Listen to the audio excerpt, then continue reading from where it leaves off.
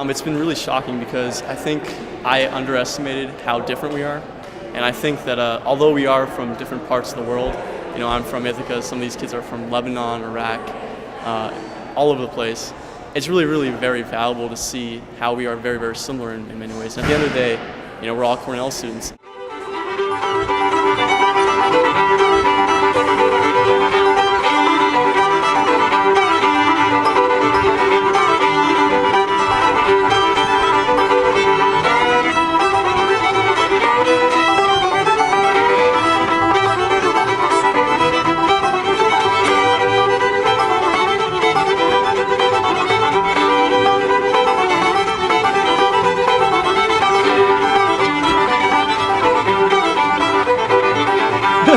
Did you want this scripted or not? Just like we're talking? Just like we're talking, whatever you want it to be. Alright, sure. I'm Jonathan So. I'm the director of IQ 2009. Yeah. It was kind of handed down to me from Andrew Handel last year. And it's been a pleasure working with everyone. We made a lot of progress and we had a lot of fun. What was your favorite event this summer? My favorite event has to be Niagara Falls. That was a really good time. We got to bond on the bus ride there. And getting wet on the Maid of the Mist, that was a great time. And I don't know, it was cool because there were so many international people there, and we just kind of fit in pretty well. So during the academic year, there's a lot to offer. Both campuses have unique resources that we could both feed off of. So it makes a lot of sense. All the pieces are definitely in place. It's just connecting the two, connecting the dots. So. What was different about this program was that instead of it being a 8-year program, which is the normal medical program, it was a 6-year program, more like the European system. And as you can probably gather from my funny accent, I have a European background, specifically a British background, and I went through a 6-year program.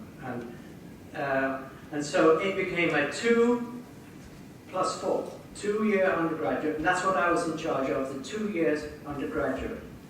No degree at the end of it, but you would get a transcript. And so off we went. And another feature was it was going to be co-educational.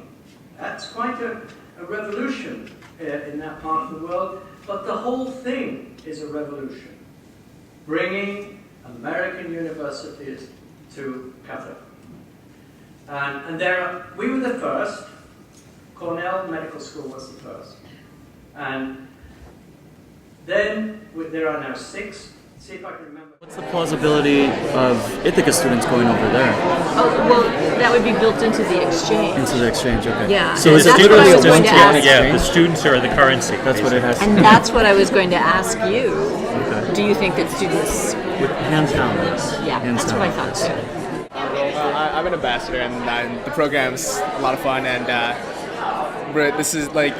the program is fairly young, so we're just starting to build on things, and we're looking forward to something like local politics or further things to help this program along.